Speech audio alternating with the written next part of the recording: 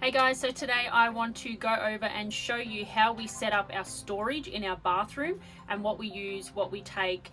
We kept it really minimal. We don't need much, so we don't have a lot to store. So I'll take you through. Firstly, the top cupboard is for Josh. Obviously just his deodorant and perfume, colognes I should say.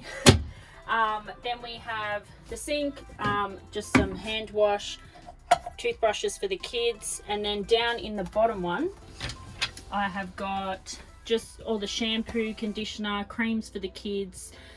We stocked up. We've got a lot of toothpaste and stuff in here as well, just in case we can't get to a shop, which I do advise you do because a lot of places don't stock certain creams and stuff. So stock up when you can.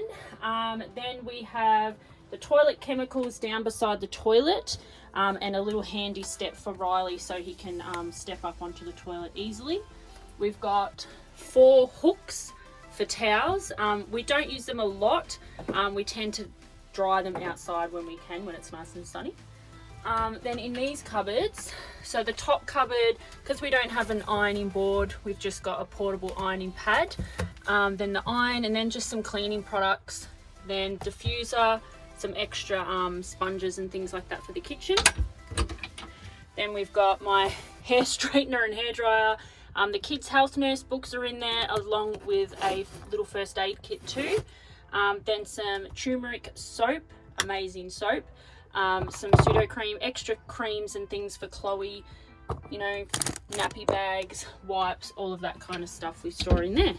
And now the shower, very basic. We just have a few suction holders from Kmart as well.